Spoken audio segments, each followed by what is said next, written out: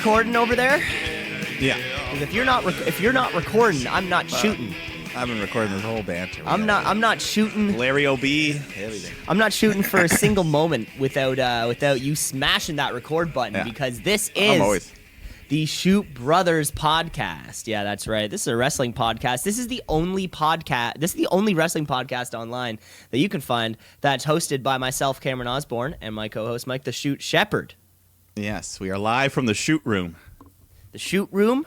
Yeah, that's where we are. That's a cool name for it. Let's work. Well, yeah. Let's. We need names for everything. Yeah. We have Shoot Brothers, Shoot Sisters, Shoot Rooms, a Shoot Off. That'll happen. That'll happen at some point. Yeah, we're just gonna have like what's like that show on ESPN where they just have like a minute and they just start ranting. We'll have our Shoot Off. Pardon the interruption. PTI. Yeah, that'll be our Shoot Off. Oh, I like that. We'll have little sound effects. I like that. Just a little, and after every single thing we say, it's like, yeah. But in the background, there's like that Mission Impossible. Get real hot for a minute, and constant. then we calm down. Yeah. So this is your minute of the week when you want to shoot about Vince and this and that and everything. Oh, I like that. We'll save that for next week. I think we just made up a new. That's what happens when you shoot. Things just happen on the spot, folks. We made up a new segment that you're definitely going to get next week. But not the shoot off. You're not going to get it this week, folks. Yeah, this is Shoot Brothers No Wrestling shooting. Podcast. This week was all about stomping. This week was about kicking ass and taking names. This was about kicking ass and taking names. This was, of course, about tweets of the week. This was, of course, about Monday Night Raw, Smackdown. We had it all. We got it all coming up for you. But first, we're going to kick off with the Stomping Grounds pay-per-view.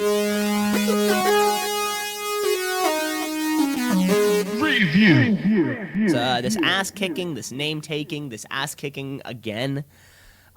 Pure humiliation when you take a man's name after kicking his ass.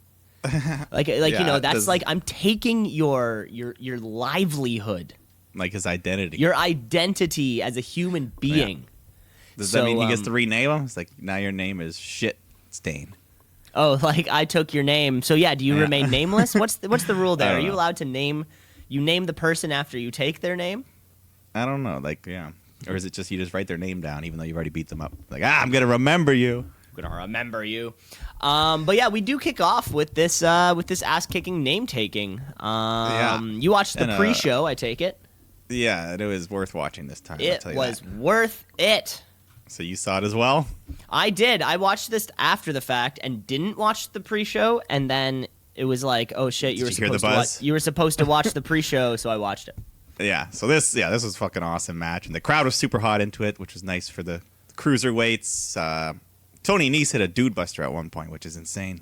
It's like the reverse tombstone where he packages them up and just like slams them. I don't know how they still don't let him do pile drivers, but they let him do all these other crazy things. Oh, okay. What'd you call it? A dude breaker? Dude buster. I believe that probably has other names. That's just the one I know it by. But yeah, you know the one where he was like he had the guy backwards and like basically landed on his head. Mm-hmm. Looked great. Okay, that's what it's called. Okay.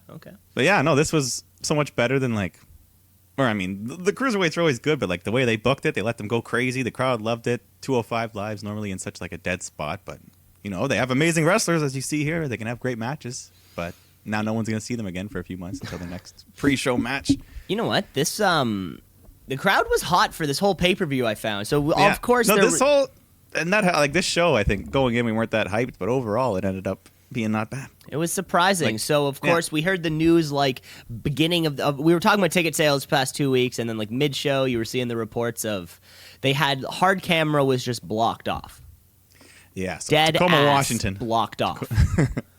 But the other side was fucking rocking and rolling. Well, imagine you paid for like upper bowl tickets, and then they're pushing everybody to like, and it was the camera. You could tell that they were like trying to keep everything on the one side. But they did do good. Like if you weren't aware or like looking for it, you would have just. You would not have known. You would not have known, which is crazy. But imagine, you purchased upper bowl tickets, and then somebody comes up and says like, "Hey, we need to sit you on the floor."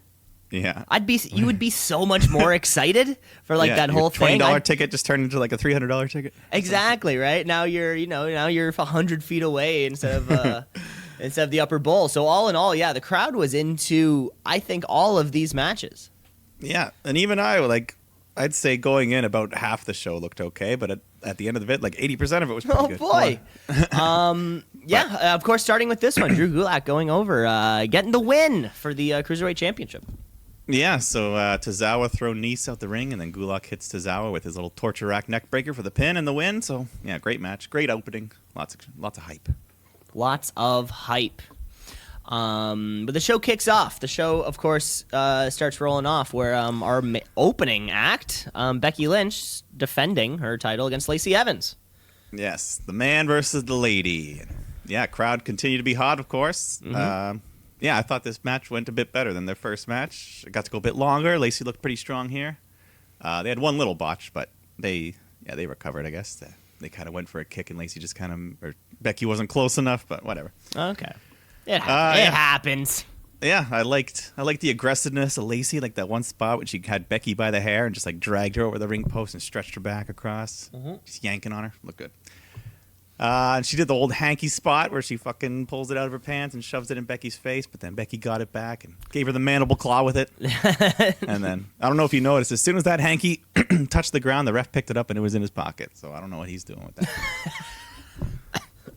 Oh my god! See, that's concerning for two reasons, Mike. Because he did it, but then you also noticed, as if your mind was thinking, like, "I wish I had that hanky." Like your mind was more focused on the hanky than it was.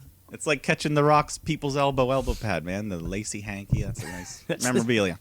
Okay. I'd rather have that than a New Day pancake, you know.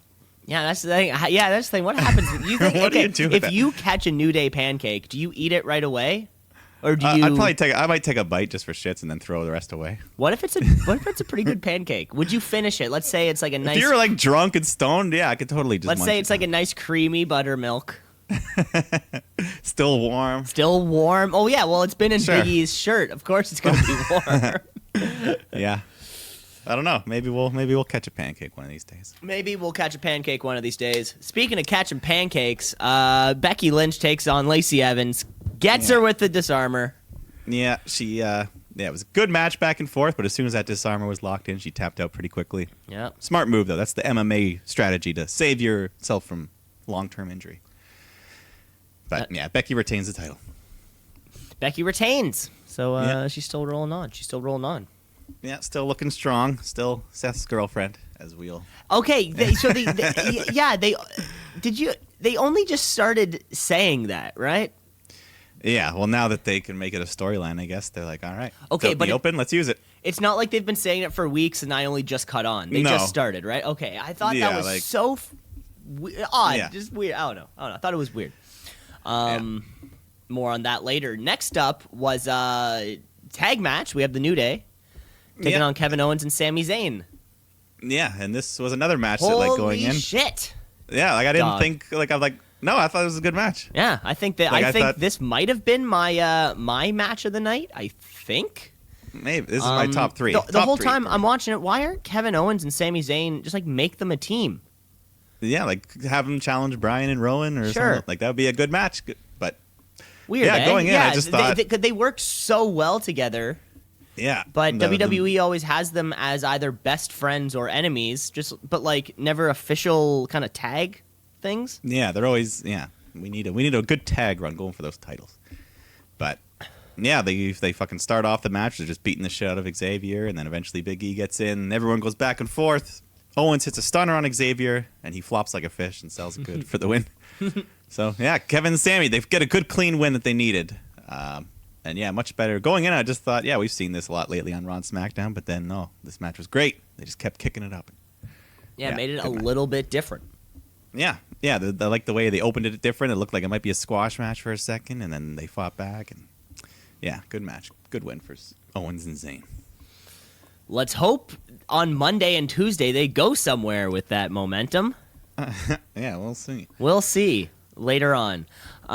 Next up, though, Samoa Joe, Ricochet, U.S. Championship.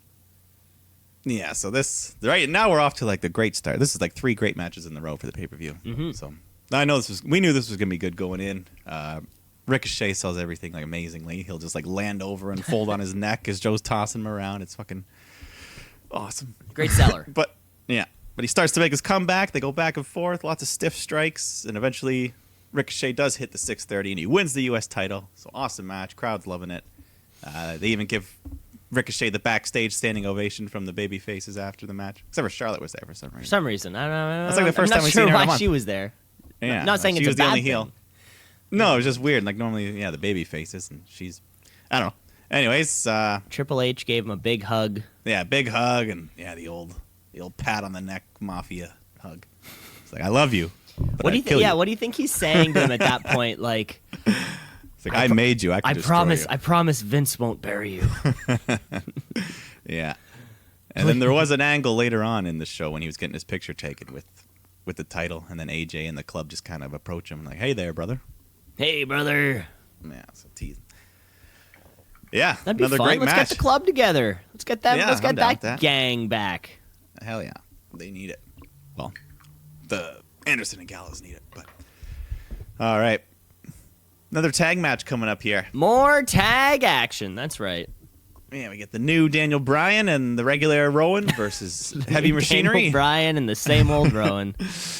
Yeah, Smackdown tag titles. And this pay-per-view was in Bryan's home state of Washington, Tacoma, Washington, so he was a huge babyface. Probably one of the biggest babyfaces of the night. And they did the right thing. They didn't try to fight it. Like, Bryan was totally playing up into the crowd. He was doing the yes chants, and the crowd was chanting, like, we recycle and drive a Prius and things like that. Yeah, the We Recycle was a good one. Yeah, and like normally, sometimes they try to fight the crowd, but Bryan was with it. He was playing babyface for the night. And Heavy Machinery did good, too. Like, I thought Otis, he didn't look like phased or like pissed about being booed. He just kind of went with it and still did his hulking up and the caterpillar. And It's turning into a dangerous move, that caterpillar. There was one cool spot where Otis had Bryan up in a vertical suplex and he just like handed him off to Tucker and he was still holding him and slammed him down. Cool thing. And then Otis picked up Rowan and like picked Rowan up off the ground, which made the crowd gasp a bit. Like, oh my God, yeah. he's so big. Anyways, finish comes around. Bryan takes out Otis. Tucker takes out Rowan, and then he goes back into the ring, and Bryan gets him with a small package for the 3 count. So, solid match. Definitely the best of Heavy Machinery's career. And yeah, the Bryan and Rowan pairing continues to be good. So, this is good stuff.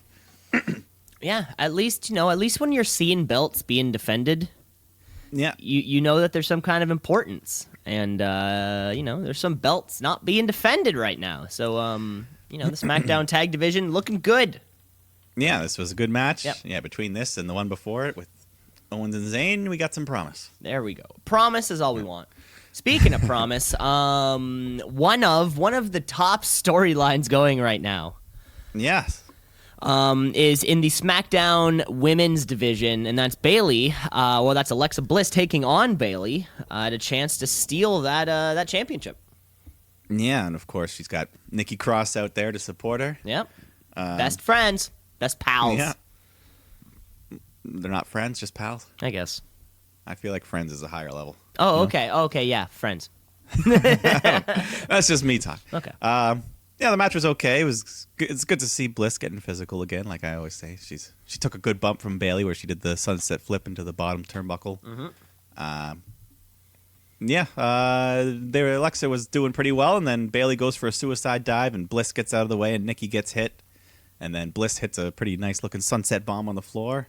Brings Bayley into the ring to go for the Twisted Bliss, but then Nikki comes in because she's mad at Bayley hitting her earlier, and this distraction costs Bliss because Bayley recovers, gets the knees up on the Twisted Bliss, and then hits her Bayley to belly to retain her title.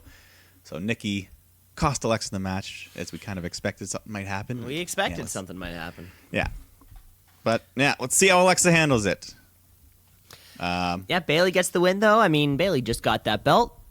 Yeah, it's she time looks to take it strong off her anyways. Yeah, and the Nikki Alexa story still moves forward with this little bump in the road. So Nothing no like problems. a little bump in the road to really test two people's friendships.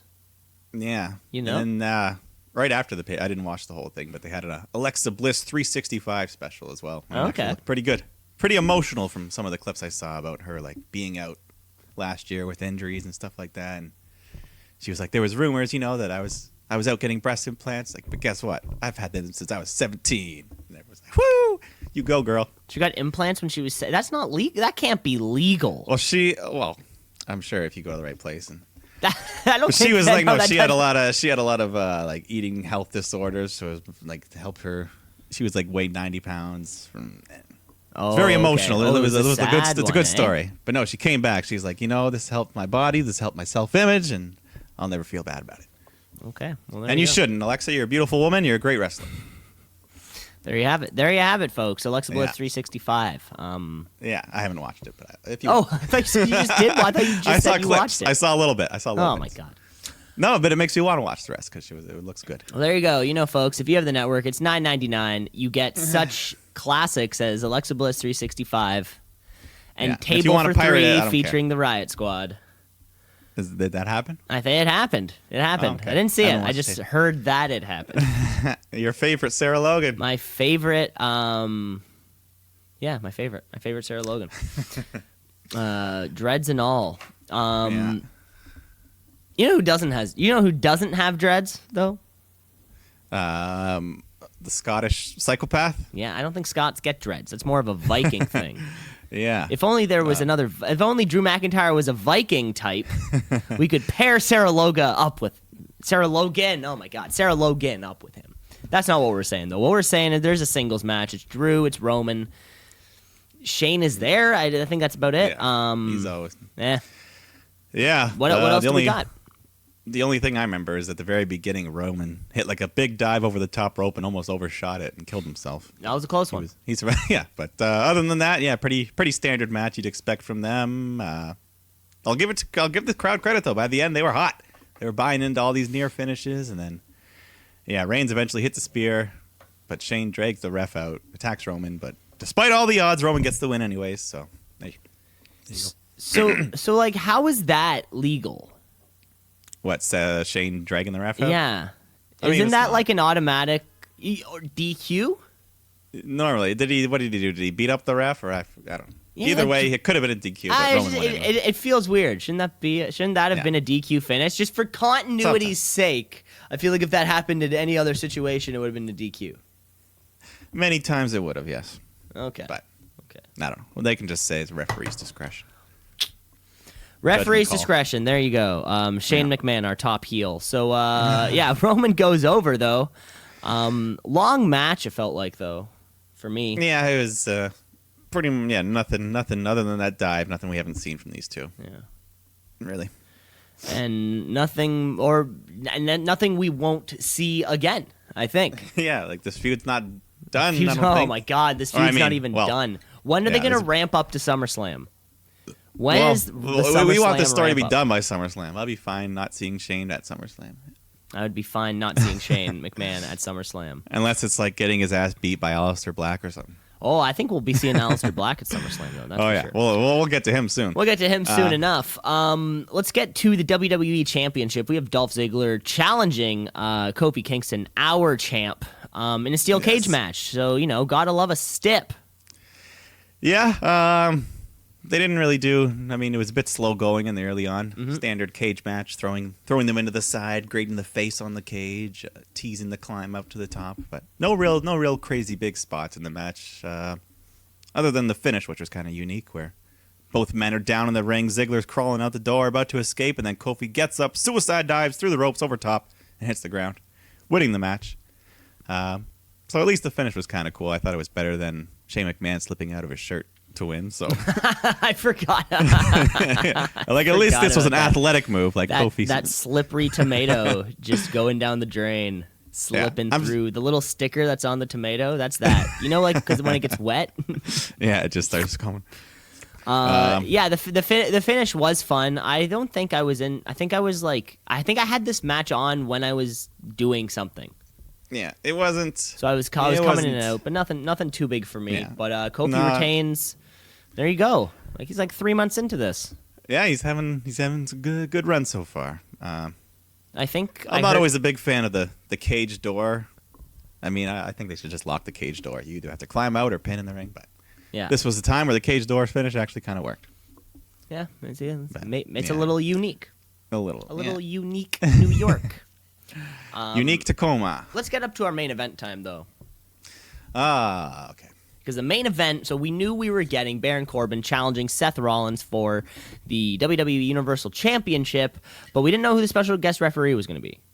No. No. So Seth comes out. I think Baron Corbin comes out shortly afterwards. They got mics. They're saying, like, hey, who's the ref going to be? I'm gonna be like, whoever Seth it is, has I'm his going chair with him. Smash him. Yeah. And Baron Corbin's like, my special guest referee, and Michael. Woo! It's not Charlotte. Sassy Southern Belle, Okay. Lacey Evans. So Lacey Evans is going to be the special guest referee. Makes sense. This was a good choice. Like I didn't even think of it, but it makes plenty of sense because of the Seth and Becky connection and obviously their whole feud, Becky and Lacey. So yeah, and now Lacey is officially a main eventer. I guess officially, yeah. She's performing on a main event stage. Great. Seth can't smash her with a chair also because we haven't quite crossed that threshold yet. He's not that much. Some men on this roster might, but not We're Seth. getting there. Randy Orton would totally fucking smash her. In 2019, you think they would have Randy Orton hit a woman with a chair? I think they could get away with it. They could use someone else. Only if it's Randy Orton and like Stephanie McMahon or something. They have people who are down. But yeah, so we're getting Lacey Evans. This isn't your normal Universal Championship match. I think we're gonna get a couple stips as we go. Also. Oh yes, yeah. So Lacey, she's playing the heel role. She's counting very slow for Seth, and I think she hurts her arm at one point. Yeah, well that I can buy. She had the disarmer locked in earlier, but yeah, she doesn't have to hit Matt that hard though. She doesn't have to fucking Yeah, at one point Rollins put Baron Corbin through the announce table, and then Corbin's unable to make it back to the ring before 10. So Lacey's just like, this match is no count out. So, and then Corbin eventually grabs a chair and starts beating Seth up with it. And Lacey's like, hey, man, that's enough. Come on. Let's just make this no DQ. So then, Rollins fights back. He hits a Falcon Arrow onto the chair, but now Lacey just outright refuses to count. So Seth gets in her face, and then she slaps him again, hits a low blow. Corbin hits the end of days. It looks like he's about to win the title, but then Becky comes running out to save and right this injustice. Goes after Lacey, beats the crap out of her. And then amongst all this commotion, some regular referees get out there, and for some Rollins reason hits his curb stomp. Yeah, hits his curb stomp, retains the title, and then him and Becky celebrate after. Holding up their respective titles, I think, or maybe that was the next night. They didn't go too extreme. They weren't like making out or anything, but they had a little hug, a little couple. I would hope not. It's a family show, Mike. Yeah. No, but sometimes you might think like, we need that kiss. This is a PG show. I don't know what you were talking about. You could show fucking some nipple on PG movie. You can get one nip shot. Well, yeah, they also talk about sociopaths on the television program. So I guess anything is kind of off the table. So now we have it. So I guess it's canon. It's official canon that these two are dating. Yes. So what does this do for us, Mike? Does this mean anything for us? It means, I don't know, they can interject stuff into storylines. Okay. Like Naomi and Mandy Rose, and maybe someone's going to try to sleep with Seth. I don't know. Ooh. Hopefully not. So no 24/7 title appearance on the pay-per-view. No, but we did get the backstage or the online clip, I think, of Drake Maverick's wedding, where I was so close to being ready.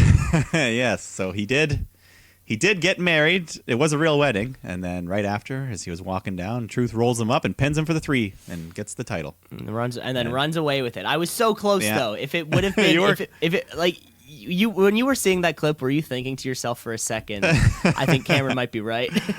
Well, I saw the woman's face, so I knew it couldn't quite be that. Okay. But as soon as that was his real wedding. That was his real wife. They just happened to like, hey, I've got a wedding coming up. How about we shoot this angle right after? Yeah, I heard that it was his idea. Yeah, he pitched it and they listened, and they should do more of listening to wrestlers. So yeah, pretty much. Hey, just can you bring 2 cameras to my wedding, and this will be kind of fun.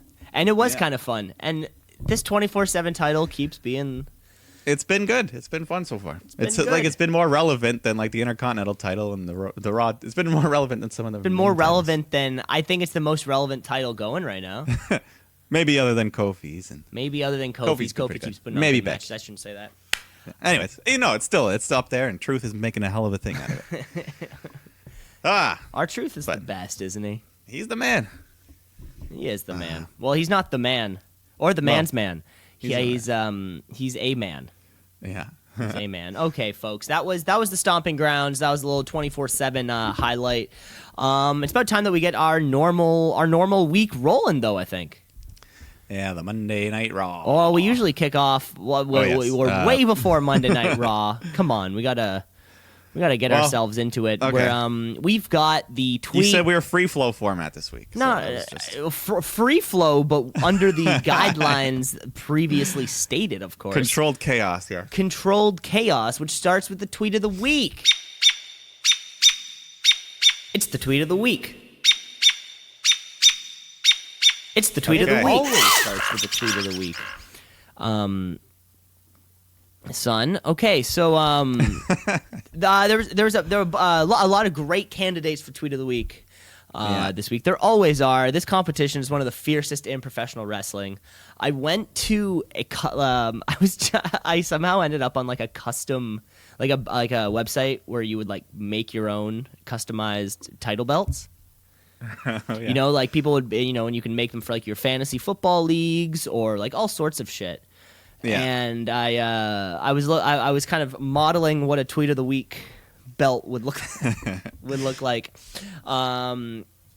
This week though, the winner of the tweet of the week, I gotta say, is Mr. Will Ospreay. Will Ospreay's. And Seth Rollins got into a bit of a spat back and forth earlier. Yeah, I saw a little bit of that. But this has nothing to do with that. Mr. Main Event at Baron Corbin kind of chimed in his own thing where he says, more important fact, Baron Corbin has wrestled more matches in 2019 than Will Ospreay. And then Will Ospreay claps back at Baron Corbin saying, no wonder Raw sucks. There you go, bud. Yeah, there you go, bud. Will Ospreay. You know what? There's a lot of heat going to his direction that I think was like so undeserved. Will Ospreay's an incredible wrestler. Yeah, he's amazing. And these dudes, clapping at each other, back and forth promotions. Yeah, there's been a lot of Twitter drama this week. Come on, calm down. Yeah. But Will Ospreay, congratulations! One time, he defeats Chris Jericho for the tweet of the week championship. There you go. There you have it. All right, attaboy, Will. Attaboy. On to Raw, I guess. Yes. Yeah. Nice uncooked piece of meat here. Nice raw. Don't say it like that. It sounds weird when you say it like an uncooked piece of meat. That's all wrestlers are, just giant uncooked meat. So much meat. Yeah. I love the uncooked. That's what they are. We start off a lot of questions though. Like we said, AJ and the club came up to Ricochet. They're chatting. I think we're gonna get a belt bout. As it's known, not for the belt, but we will get that match. I think they tell us this week. They I noticed. I don't know about you. They're telling us a lot of shit way too far in advance. And I think they told us on Sunday that AJ Ricochet would be happening, or they told us on the pay-per-view. Yeah, like right after they kind of had their little thing, or. But we couldn't have waited till the next night. Imagine that anticipation, like you get there and then suddenly AJ and fucking Ricochet, you're like, oh shit, like it's those kind of fun things, right? Who knows though? So, what do we got first off? What do we have first off? Of course, Seth Rollins makes his way down. The man. Well, the man's man. Yeah, his man, Becky Lynch, comes out after. Well, this is gonna be confusing. Oh my god, and that really brings up the other question. Like, what are gender roles? Well, right. I mean those. That is arbitrary. I also believe. I don't know if Vince McMahon is going to try to cover that. But we'll see. We'll see as it comes on. Of course, like Becky Lynch saved Seth Rollins' championship in a way. Yeah, and as they were leaving the ring, she even held the ropes for him too. Exactly. She was being polite, right? So she was the man. So what happens? Then just kind of Baron Corbin comes out, kind of. Yeah, Seth.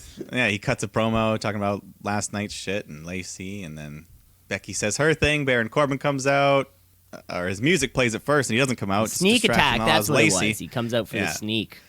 Lacey hits Becky, but Becky fights back, and Seth goes to calm her down, but then Becky shoves her man. Some domestic disturbance for a second there. but didn't really lead to much.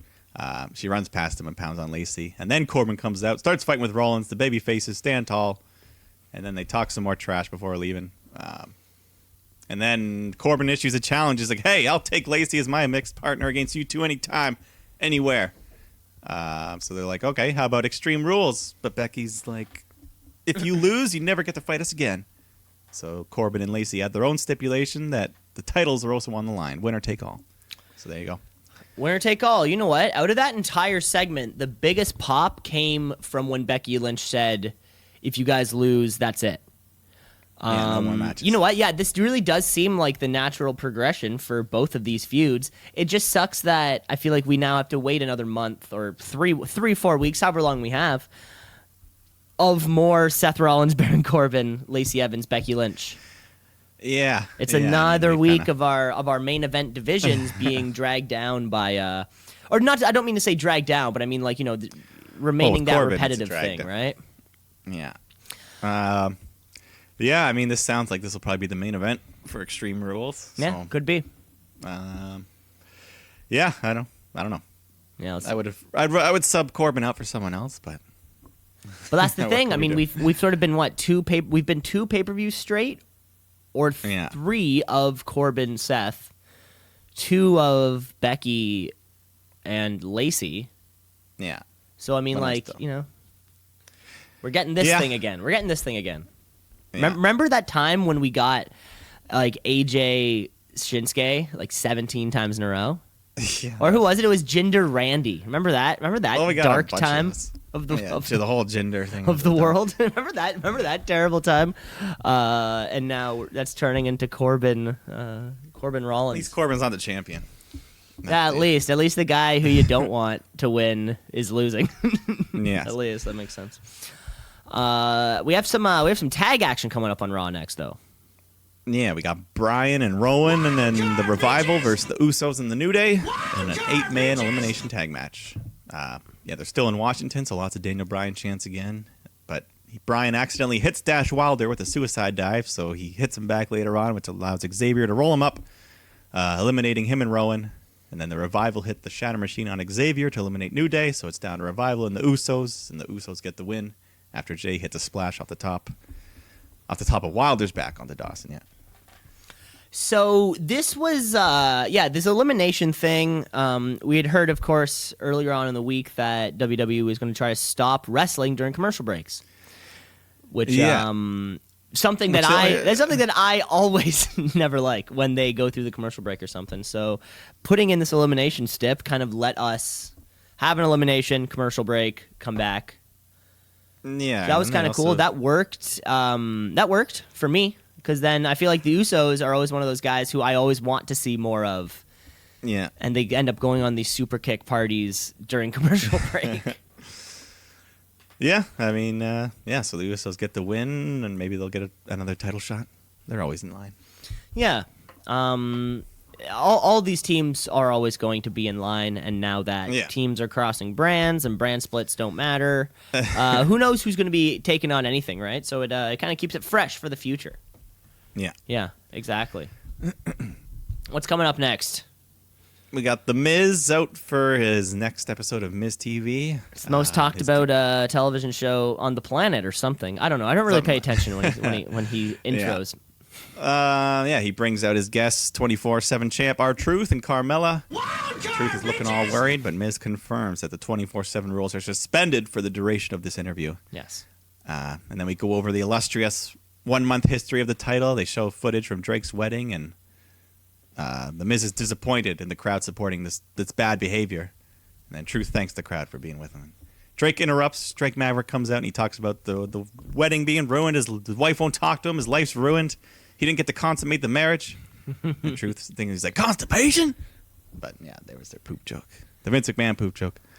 I think Carmella laughed so much at that one. That one felt actually not planned. That one felt he went into business for himself.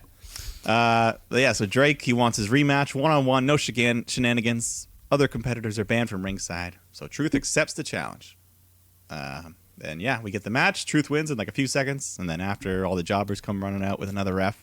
They surround the ring. They all take their turn going after Truth. But everyone's fighting for the pin, so Truth and Mela escape through the crowd.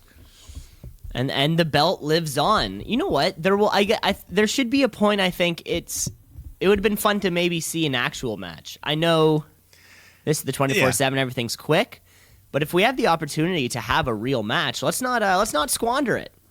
Yeah, and I think we will see some of those more down the line. This one was obviously just to make Drake continue to be a joke. And to continue to push the one of the top storylines going on right now. Yeah. Top 3. So there he goes. Top 3 storylines going on right now is the 24/7 title. Definitely.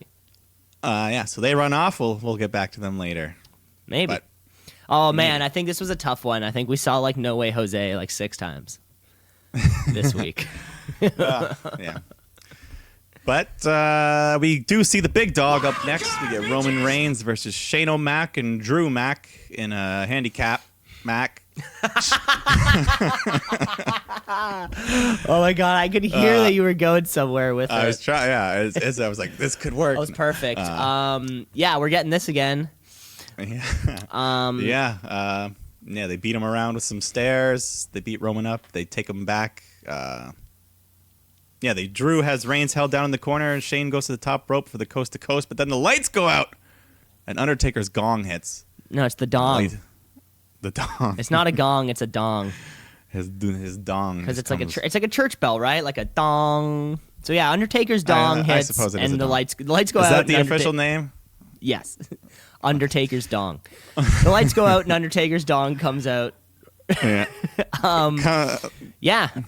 So of course the dead man pops back up.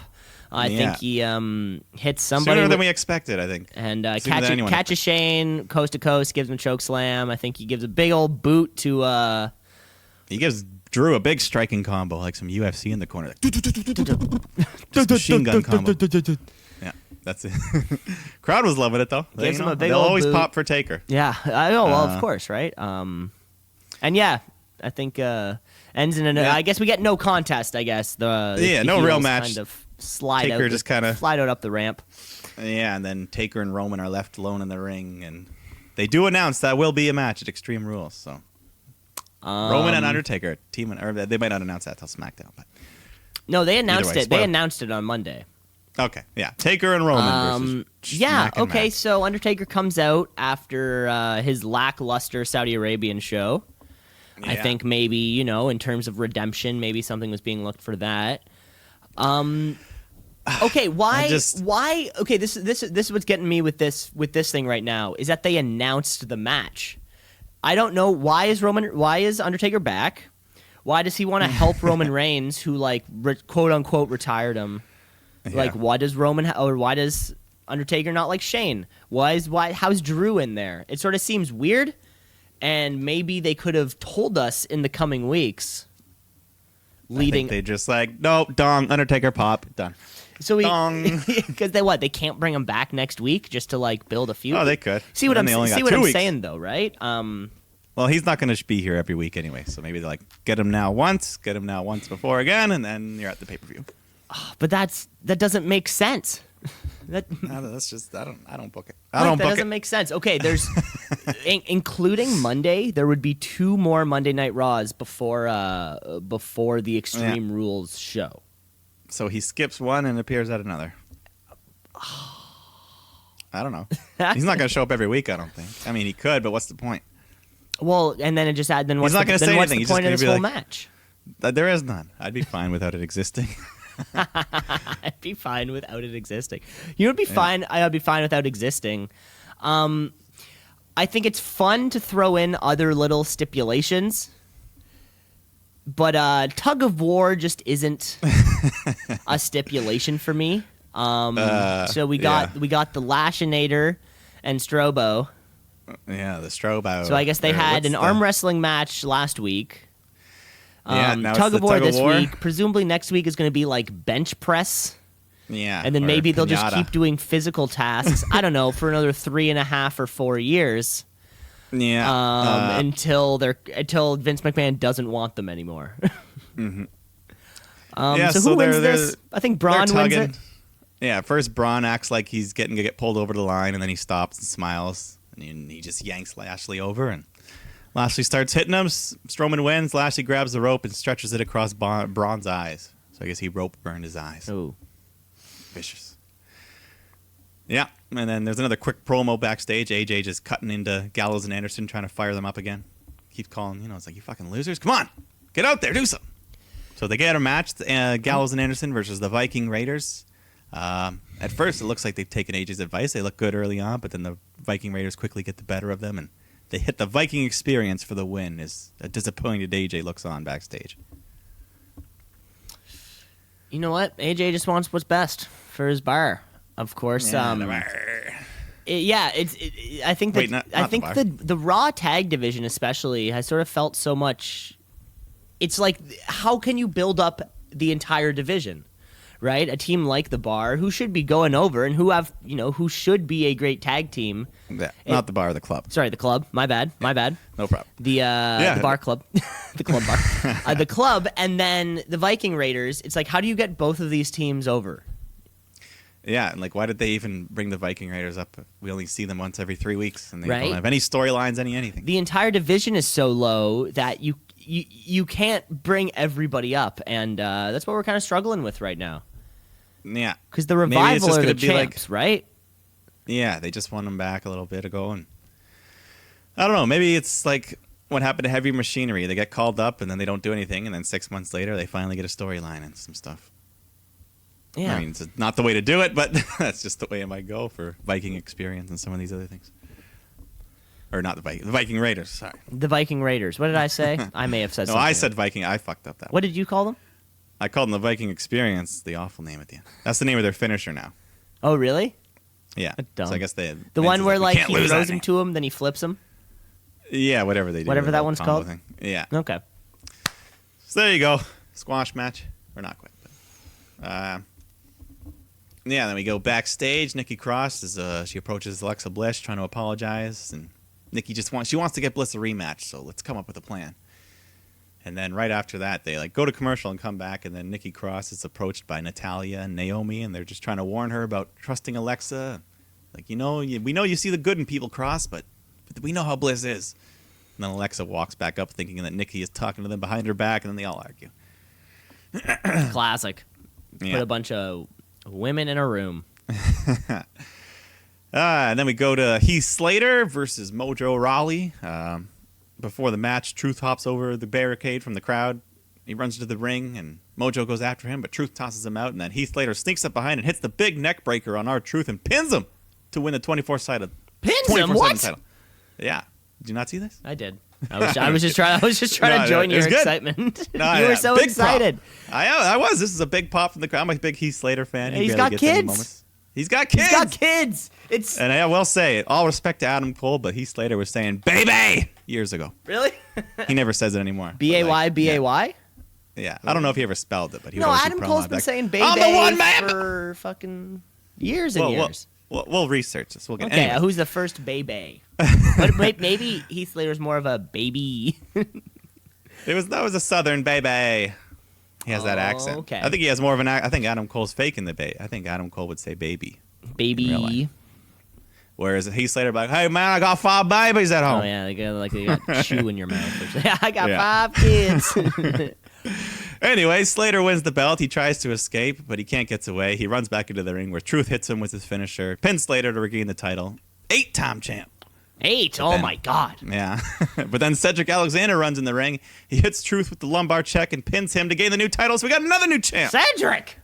And then he goes to escape, but then EC3 comes in. He hits the headlock driver onto the floor and he pins Cedric. EC3 is champion. Yes, finally. Yes, and he's celebrating like he just won the world title. But Carmella runs up behind him and grabs the belt from his hands. This distraction allows Truth to come up behind, hits the roll up, wins the title again. 9-time champ. They run off and get chased. So that was a lot going on in that segment. Yeah, that was a lot. I don't think we've had the belt change hands 5-ish times or whomever it was. So including new champs like Cedric Alexander, Heath Slater, EC3. Yeah. I like this. This was fun. It's nice too. They don't do this every week. Some weeks Truth will keep it the whole time, and sometimes he loses it, gains it back. It continues to be fun. It continues to be fun, except the whole No Way Jose thing. I think he hasn't won it yet. He hasn't won it yet. So there was a moment before the Ricochet AJ Styles match where like I think Ricochet's trying to give like a backstage interview, and No Way Jose's music's playing in the background, and I like cringed a little bit. I did hear that. And no, but even he also notices in the promo, and he's like, "What is that, baby?" Why did it even play? Because he wasn't even on the show. We saw him. Oh. We saw him. Oh, we did see him, but why would his music? Anyways. Exactly, right? Why? Yeah, then we get Kofi Kingston coming out to be interviewed by Charlie, but Owens and Zayn interrupt to take over and turn this into the Sammy and Kevin show. Yeah, like, why are you here, Kofi? Just leave. This isn't your show. They cut some promos back and forth. Why was he there? It's a good point. He raises a good question. He really wasn't. There was no real wild card reason. Like, your stuff with Ziggler's done. Why are you here? Anyways. We do get a match, Kofi versus Sammy. Owens on the outside cheating and attacking Kofi when the ref's back's turned. Yeah, not a bad match. We've just seen this a lot lately. So Kofi gets the win after a little reversal and no pinfall. But after the match, Owens talks some trash on the microphone and challenges Kofi to a match right away. So we get that. Kofi versus Owens. Sammy's trying to distract Kofi. Yes, Owens hit a super kick and a swanton bomb, but Kofi gets his knees up. They fight a bit. Kofi hits an SOS onto the steel ramp and wins by countout. That was a pretty good looking move. That was a good looking move. Yeah. For a second, I thought that Kevin Owens really hurt himself. Yeah, he didn't look like he protected. He just slammed. Yeah, I had to rewind it and look, but I think it looked pretty fine. Yeah, but yeah, that was a rare time where like a count out finish. You're like, yeah, that was a good count out. Yeah, because it made sense. Like, I mean, if that happened to me, I probably wouldn't get up for 10 seconds. Yeah. So it makes Kevin Owens look more like a realistic type person, right? He's just like us. Yeah. Yes. Kevin Owens is just like you. He likes hockey. He likes tattoos. Different team. And if you smash his head onto a steel ramp, he will be down. Yeah. And then as Kofi's celebrating on the ramp, Samoa Joe attacks him from behind, throws him into that LED board, and slams him and locks in the coquina clutch. So there's your next challenger, looks like. Shoot brothers, shoot sisters. If you could compile how many times a segment has ended, whether like at the end of the show, before commercial, whatever it might be, that ends with Samoa Joe spooning another man into submission, let us know, because it sort of seems like you've seen it. It was just I was on Kofi Kingston today, but I mean we've seen it on AJ, we've seen it on like Seth, you've seen it on Brock, you've seen it's I love that shot. Yeah, I've got one word to describe Samoa Joe. What's that? It's very harsh. Bully. One word. He's a bully. Very harsh. Yeah. No, that was me describing the word. The word is bully. Oh, bully. He's a bully. Okay. Oh, sorry. He's a bully. I thought you said I have one word. No. Very harsh. Very harsh. Yeah. But yeah, he's always coming. He's always just fucking with everyone. Yeah, he's always fucking with beating up people from behind. He never gets his comeuppance. Everybody. Yeah. But we love Joe. We love him. We love him either way. Joe versus Kofi. That should be great. Next up, we have a women's division match, I think. Yes. Naomi versus Alexa Bliss. Nikki Cross is out here, of course. Why are they announcing that it's a women's division match? I think we asked ourselves this question last time. They always kind of, I don't think you know it, but they always announce. Every match, they're always like, when they announce the match is scheduled for one fall. They never say this is a men's division match. No. This is a man match for men! But this is a match for women, of course, and those women are going to be Alexa Bliss versus Naomi. Yeah, Naomi goes for a baseball slide on Bliss at one point, but she moves and Naomi hits Nikki, so this distraction allows Bliss to hit her DDT for the win. And then after the match, Alexa grabs Naomi and wants Nikki to beat on her some more. So Nikki kind of reluctantly shoves Naomi, and then Natalya comes out to protect her friend. So this leads to a tag match. Bliss and Cross versus Naomi and Natty. They have an even match, and then Nikki Cross hits Natty with her swinging neck breaker, and Bliss comes in and gets the pin from them. And then Bliss raises Nikki's arms after, and Cross is all happy that she's pleased her friend. This felt a little weird. Maybe like book the tag match to begin. Yeah, we didn't need the single. Like especially normally, like the singles match gets interrupted, and then it leads to a tag. But we had we had a finish in the first. So I don't know. Weird, but yeah, whatever. And so Naomi ends up taking 2 losses instead of instead of one. Yeah, still keeps it's an interesting pairing, but it continues to work. Yeah, I like it, and it'll continue on SmackDown.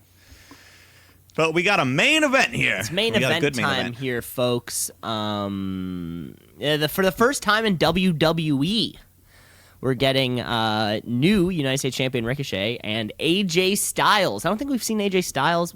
Maybe he had a match last week, or yeah, I don't know if we've seen him fight. There was an injury that if he's only back recently. Yeah. Yeah. What were your highlights? I mean, these are two of some of the best in the business. So there's lots of good chain wrestling going on, lots of reversals. Gallows and Anderson come out to the ring at one point. They try to trip up Ricochet, and AJ's like, "Hey!" He scolds them for interfering, and he grabs the mic and says this match will not continue until they get out of here. So they leave. And just a great match. Ricochet, just like he's so good at selling everything. Well, both of these guys are. These are two of the best, most athletic people that this company has to offer. Yeah. Eventually, Styles avoids the 630, and he hits a phenomenal forearm for the win. And great main event match. This was good. Yeah, we didn't need Corbin. We didn't need to. We got to have two good wrestlers. Oh my god, a main event without Baron Corbin and Seth Rollins. I didn't even think about that. Yeah. Wow, it's crazy to think that there's other talent on the roster that could work well with people. Wow. And after the match, AJ helps Ricochet up, raises his hand, so he's still being babyface. And like we've said before, right? When it comes to matches kind of being thrown together like this, neither Styles nor Ricochet look bad after this. No, even Ricochet as champion can take a loss to AJ Styles in a great match and everything's still good. Yeah, because in the world of WWE, like AJ Styles is still seen on like that WWE champion level. Mm-hmm. So losing to a guy like him is not as big. Yeah, for Ricochet. Exactly, right? To say Chad Gable or whatever. You can throw people into main event matches. If they put on good matches, we will pop either way. Yeah, exactly. And this AJ winning here sounds like it could lead to them having a title match, maybe at Extreme Rules or something. Like, when are we getting? Have we gotten Ricochet and Mustafa Ali yet? When are we getting that? No. Eventually, fucking we'll book that. Fucking book that right now. Ricochet versus Neville would have been awesome, but unfortunately. But hell, book the Ricochet Adam Cole match that we need. Well, It's not rocket science here, folks. We had a main event though. It was a great main event. Shit's going to be good. Shit's going to be good for this belt. I finally have some optimism for this United States Championship. It's been a while since it's meant anything. Yeah. I think. Now, it's starting to mean something again, and the Intercontinental title just disappeared. And because that's the thing, besides this 24/7 title, and Kofi's title run, like there is a big opening for, that second or third most important belt going on right now, and Ricochet could take it there. Yeah. The women's tags are kind of off the table. We saw them last week, but we still haven't. Raw tags never got that match. Are off the table, kind of. It feels, Yeah. Smackdown just getting started. Yeah. Where's Finn? He did show up on SmackDown for a bit this week. But this is me on a pessimistic Monday night. Okay. See, this actually more of a. No Firefly Funhouse. I watched this on Tuesday morning, right? So I would have gotten up, probably had a little food, watching, go to the gym, but I have to work later. So I'm thinking to myself, fuck, I got to work later. Yeah. And I haven't even seen the Intercontinental Championship in a month. That brings me down before work. And we had no Firefly Funhouse this week. No Firefly Funhouse. You didn't have that thing either. Yeah. So maybe those. There was. Did you see? There was some Easter eggs though. I don't know if you. There was. Did you see those hidden shots? Was it on Raw? I don't know. I think one might have been on Raw. I don't know. I didn't notice it live at all. But someone posted the screenshots. There was one shot where Abby the Witch was in the background, and another one with Mercy the Buzzard. Okay, I noticed the Abby one. I didn't see the Mercy the Buzzard one. If the Buzzard was on SmackDown, I probably would have missed it. Did you notice Abby watching, or did you see someone somewhere else posted it? Oh yeah, I could see it. It was blatantly over the Miz's shoulder. I must have not been paying attention. When I saw the screenshot of it, I'm like, oh, but I must have just and then you went back and went to go see it. Yeah. But the Mercy of the Buzzard was during some Kofi segment. You just see him in the background. But okay. So that's kind of fun that they didn't allude to it on TV. Like the commentators didn't say anything, right? No, you don't need to. Let the people just. That's nice though. Yeah. Because so I mean, when you have something like that, the guys. buzz around the arena after that is like, oh shit! Like, did you just see Abby? And then people are like, wait. Yeah, no, I like that. So hopefully, maybe eventually we'll start seeing. Well, he's got to pop up soon. It's got to pop up soon, and it's SummerSlam. It's SummerSlam season. Can we at least acknowledge that it is SummerSlam season? Not until we get past Extreme Rules. Oh, fuck Extreme Rules. We've got SummerSlam coming up, baby. How many more weeks? 3, 4, 5, August 6, 10th. 7 more weeks, dude. Yeah, it's like nothing. 6 Monday Night Raws. Yeah, a pay-per-view, a couple pay-per-views. Couple pay-per-views. We still got to find out what to do on that Monday night, though. On the Friday night. I don't know what to do on the Friday night, but I imagine if SummerSlam comes, if a big pay-per-view comes to town, is there like shit going on? Probably. You know what I'm saying? Like we need to find something to do on Friday night if it's some kind of other wrestling-related thing. Yeah. Take the recorder out there with a couple microphones, shooting on the street shooting. Yeah. See, it's all possible. Hear from the fans, yeah. Hear from the fans, exactly. That was Monday Night Raw, though. Mike, I think it's about time that we take a quick little break. Yeah, take a break. We're going to take a break, stretch our legs, and get ready for that second half of the show, which everybody loves, arguably just as much as the first. People have said before. So, folks, we'll be right back. Let's shoot. Yeah, let's shoot. Yeah, let's shoot. Brother, yeah, let's shoot. Yeah, let's shoot. Yeah, let's shoot. Brother, yeah. And we back on the show. This is the second half of the show. Second half, which usually starts off with a little bit of fun. Is that something you'd say for yourself there, Mike? Well, I would say the whole show is fun. But... Of course, we're talking about trivia. Trivia. Woo! Trivia. Yeah, this is where not only is it fun, but you might learn a thing. You might learn a thing or two. That's also, you learn history as you go, folks. And that's what the Shoot Brothers Wrestling Podcast brings you. Not only the witty banter and the snappy commentary, but also a little bit of knowledge. Yes, academia of professional wrestling. That's it. We are sitting here with the Wikipedia entry of professional wrestling. Mike, I have 2 questions for you. How many questions do you have for me? I've got 5. What the? You can't keep up doing me like this, Mike. This isn't fair. No, but trust me. This. Okay. This mine will be quick. It's like you pick this or this. Okay. Kind of. Okay. So how do we want to play it? Well, I don't know. I mean, mine are kind of like all. Yeah, it's like all the same kind of thing. Okay. How about you throw a couple to me, and then I'll give one to you, and we'll kind of go back and forth that way. Yeah. Go for it. All right. So my game is what happened first. So I'm going to give you 2 events. Oh, that's fun. And you got to tell me. I like this. Tell me what Mike, you're so goddamn creative. You son of a bitch. Yes, all right. If I was half the brain you were. No, your questions are good too. You always test me. Well, that's the thing, because I know that your knowledge is so vast that I'm testing the knowledge. So okay, what do you got for me? So what happened first? Okay. Monday Night Raw or Monday Night Nitro? Okay, so like last year back or 2 years ago, Raw had Raw 25, so it was 25 years, which would place it in like 92 or something ish. But I'm gonna say Monday Night Raw. You are correct. Hey. Monday Night Raw started in 1993, and Nitro was in 1995. There we go. The WCW just started on Mondays. They're like, "Fuck you guys, let's go." Yeah, they wanted the war. They wanted the Monday Night War. Cool. That's so cool. Yeah. So there you go. All right. Next up, what happened first? The original moon landing, or Triple H being born? No, so the first moon landing. The OG moon landing. The Neil Armstrong. The OG one moon small landing. Step. Yes, or Triple H being born. Okay, well, I think that was 69, I think. Which would mean that was 50 years ago. I don't think Hunter's 50 yet. Oh, fuck, or is he? Hunter could be like 50. I bet Hunter's like 51. Oh, no, I bet that like this number is separated by like days or weeks, and that's what's really gonna get me. I'm gonna say Hunter is older. Hunter happened first. All right.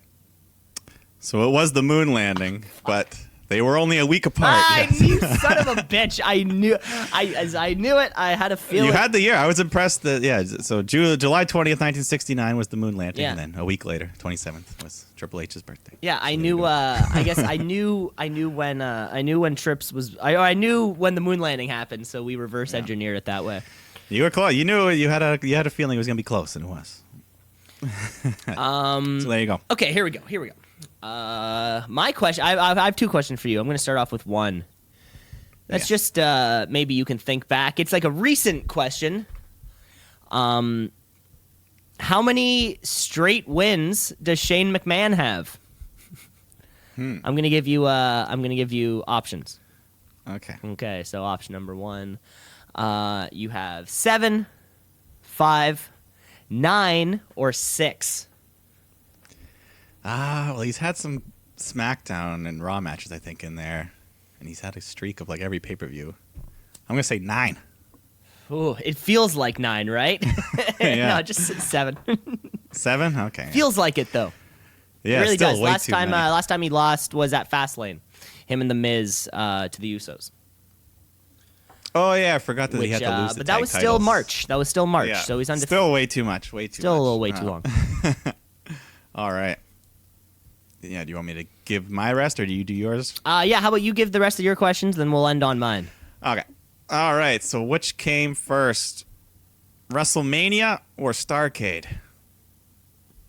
Okay, so we just had WrestleMania 35, which means that WrestleMania started in like 1984. And Starrcade, was Starrcade it was an NWA thing, right? Yeah, it started as NWA and then moved over to WCW. It was like their big WrestleMania type show. Right. But I feel like NWA was having shows was competing with WWE in those early stages. I'm gonna go with Starrcade. Correct. Hey. Yes, Starrcade was in 1983. WrestleMania was in 1985. 85. So there you go. Okay. What do you know? So WrestleMania was Vince McMahon's answer to Starrcade. Well, I mean, it was also just its own. It was his own thing. It was bigger right? than Starrcade. It was just like the biggest. The biggest I don't thing. know, it was promoted more. It was. Yeah. Okay. Right on. All right. So up next, what happened first? Hulk Hogan wins his first WWF Championship, or Blade Runner is released in theaters. Okay, so I'm going to say both of these. I'm going to say Blade Runner would have happened in like, I'm going to say like 84, right? So right between, or I'm going to say this happened pre-Return of the Jedi. So that would have played, so are we putting this at like 82 or 83? Now I'm sure Hulk won a WWF championship like that early in the 80s? I'm not sure. I can definitely see him, taking it mid-80s, 85, 84 onward, 85 onward. But I think the movie was made before. So I'm going to say Blade Runner. That is right. Yes. Blade Runner came out 82. Hulk's first title was 84. Oh, my God. There you go. Dude. Yes. I'm combining pop culture and wrestling And I think culture that's what's helping me right now is that I know when the other like shit's some of them happening. Some of them have been pure wrestling. I'm going back and forth. I know when the other shit's happening, that's for sure. Okay, so you got one more for me? I got one more Okay, for you, cool. yes. This one, yes. All right. What happened first? The WWE 24/7 title debut or Jon Moxley AEW debut? Now, this one's more recent, and it's going to be separated by also a couple weeks. May 25th was Double or Nothing, which is a month ago. I feel like we've had more than a month of... No, because... No, fuck.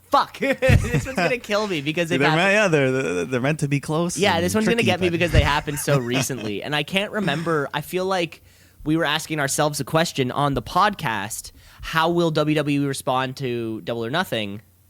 and the belt happened. Right, because it was fucking that guy who shows up with the belt. But it was announced at the pay-per-view. So I'm going to say 24/7. You are correct. 24/7. Yes, that logic. You worked your way. Yes. So 24/7 title debuted May 20th, 2019, the day after Money in the Bank. Yes, that's what it was. He showed up 5 days later at May 25th. So, yes, you used your logic correctly there. Using logic. That is the game. That is the game. That's how you play. Yeah. What happened first? That one I'll bring back. I like that. No, I got to write that one down along with the wrestler puns or the riddles. The name puns. Yeah. Okay, I've got one final question for you two, and this is coming straight from the Uncle Dave handbook. Oh yeah. We're seeing a lot more 2 out of 3 falls matches. We saw 3 this week, I think. Like we were saying before, WWE not wanting wrestling during commercial breaks, having that commercial break lets them reset the match, yada yada yada. Yeah. But then they still did have some. It's like they pick and choose. They pick and choose. They're still working on it. Do I expect WWE to get something new right the very first week? Yeah. I mean, you can't have 10 2 out of 3 falls matches every week. Even 3 in a week seems kind of like a bit much. It seems like a bit much. This is coming straight from Uncle Dave's handbook, though.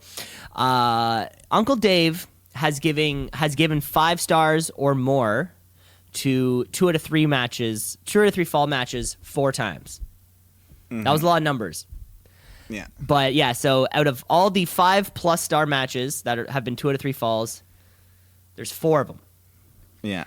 Do you think you could name 3 of the 4, 4 of the 4? I don't need star rankings. Yeah. I don't know. I could try. I think I can guarantee 1. Yeah. This is testing your knowledge. 1 I've never even heard of. Yeah, that's what I feel like. Yeah, I feel like there's at least 1. I'll have some. There's gonna be 1 or 2 that you'll tell me like, oh yeah. But then, anyways, right off the bat, I'll just say Omega Okada. 7 stars, baby. Yeah. You can't forget the 7-star. I think that was my match. I think that was my match of the year last year. I think.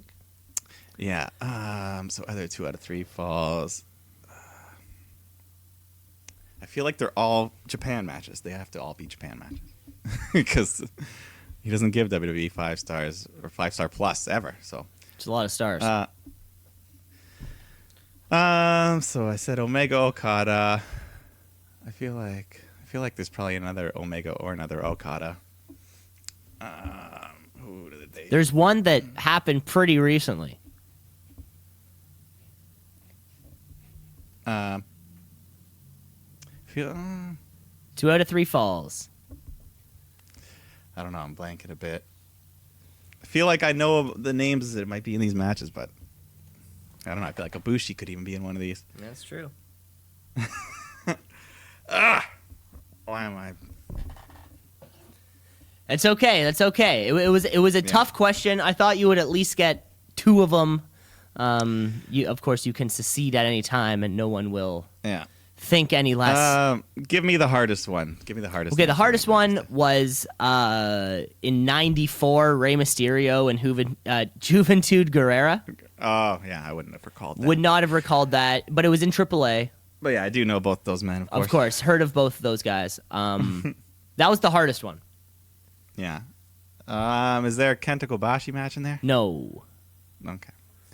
Tanahashi in there? No. Okay, I don't know. Just tell me. Yeah, well, you know what? So that was the hardest one. The oldest one was in 1989 Clash of Champions, Ric Flair and Ricky Steamboat. Oh, I should have known that. I was thinking so much Japan, I didn't even think And North America. The one I thought you would have gotten was Adam Cole and Johnny Gargano at NXT TakeOver New York. God, yeah. See, I was thinking way too focused on just Japan. I think you were focused on. I mean, yeah, and Uncle Dave loves WCW also. Yeah, you know? I 100% should have known the NXT one, and I do know the Ricky Steamboat Ric Flair one, so I definitely should have known both.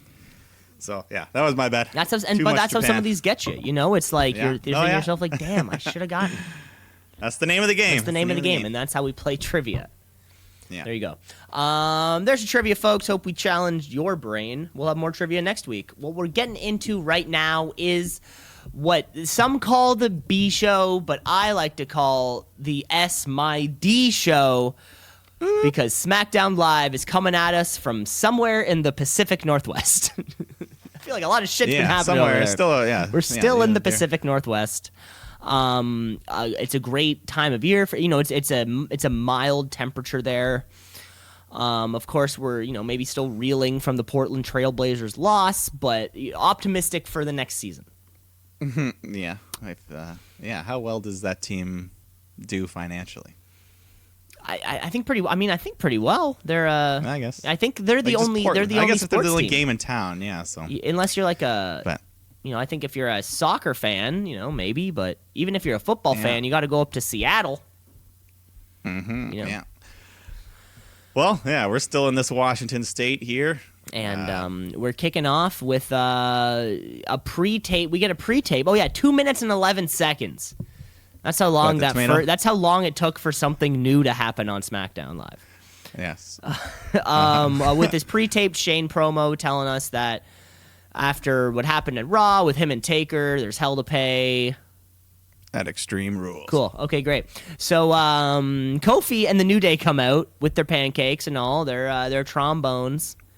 Yeah, blue trombone here. Yeah. Of course, Kofi's given us that promo as these have been the best months of his career, and he'll be damned if he lets Samoa Joe eat him alive like that. Yeah. He's not going to lose this to an attack he suffered. Yeah, blindsided.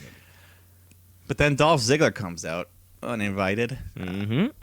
He doesn't want Joe taking his spot in the WWE title picture. So, Ziggler gets a 2 out of 3 falls match against Kofi later tonight. And if he wins, he'll get put in the match, make it a triple threat. Okay, so we got a little stip, and this Dolph program's not quite over yet. Yes, not quite. Backstage, Miz is trying to get to Shane McMahon, but Elias is playing bodyguard outside the dressing room, so Miz just leaves.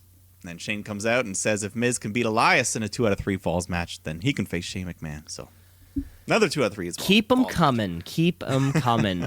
We have some tag action, though. Yeah, we got Big E and Xavier versus the new Daniel Bryan and Rowan. Match was fine. Nothing too crazy here. New Day get the win. So, yeah, maybe they get the next title shot. I don't know. Or maybe not, because after the match, Zayn and Owens show up and they attack the New Day, but then Heavy Machinery come out and make the save. So one tag match not enough for you. Let's have another. They did the same thing they did on Raw, where same thing that they did with ends and with Alexa Bliss, right? To split up this whole commercial break thing, right? So now we get the heels faces tag. Yeah, the big 8-man standard multi-man match, which had that same kind of feeling of unnecessary, like the other ones did. Yeah, we didn't need this back-to-back tag match, but Heavy Machinery get the pin after hitting the compactor on Sami Zayn, so keep him looking good. Who, Sami Zayn or Heavy Machinery? No, Heavy Machinery. Not Sami Zayn. He won on Sunday, and now he's good for 6 months, according to them. Yeah, that's how 50-50 booking works. Yeah. So now we're having our first 2 out of 3 falls match that we just had announced, right? Couple quick backstage. We saw a WWE.com exclusive video of Nikki talking to Alexa, where Nikki has a match against Bayley, and if Nikki wins, Alexa gets a title rematch at Extreme Rules. So, but Bliss is not going to be there to root Nikki on, so she's on her own tonight. Let's hope for the best. And then they had a quick crime fighting promo from Ali again. He's like a superhero or something. Oh yeah, I think we got one of those last week also, or maybe it's filmed very well, but it's kind of weird. I don't know. They're making him look like, I don't know. He's just like walking the streets, like I fight justice. Yeah, like he's a social like he's Batman issues warrior, but only in the daytime. He's not walking around at night. Yeah. Have you noticed that? They'd see him. He wears that glowing stuff. He's not. They'd see him from a mile away. So it seems like Mustafa Ali's maybe getting like some kind of a repackage or. Yeah, I don't know. They're just trying to, I guess, give him some sort of character. Give him some sort of something. They're playing into he's a former police officer and all-around good guy. All-around good guy who should probably be in a match with Ricochet at one point. He's ethnically ambiguous. That's what Vince would say. That's what Vince would say. Look at him. He could be anything. Not my words, Vince's words. Not too far off from what he's probably actually saying. You could be anything. Let's get to this 2 out of 3 falls match. As you were. Let's get to this 2 out of 3 falls match. Elias comes out.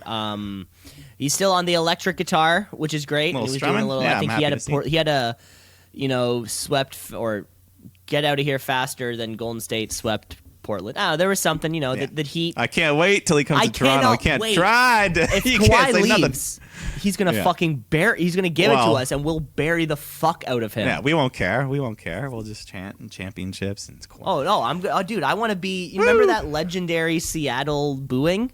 yeah. Imagine what it feels like to be part. Like you watch that highlight and you're like, I was in that crowd also booing. Yeah, a moment in history. Just like that Game 7 for me and Kawhi. When you hear that crowd cheer, one of those far off voices is mine own, right? And it feels great. And I would love to be part. I'm sure you have a moment like that, Mike. Yeah. Anytime you can watch that Goldberg Brock Lesnar Survivor Series. And the shot, man, the sound huge. of awe Huge. was one of yours also. I literally jumped out of my You seat. jumped out of your seat. I jumped out of my It seat. could be a And I was in the front row balcony. I could have fallen over. It's a dangerous place to jump, Mike. Yeah. Let's get to this. Elias comes out. Yeah, whatever. He's doing his thing. And then the best in the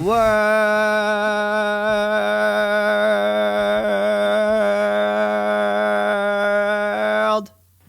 New Greg Hamilton. Cam Hamilton.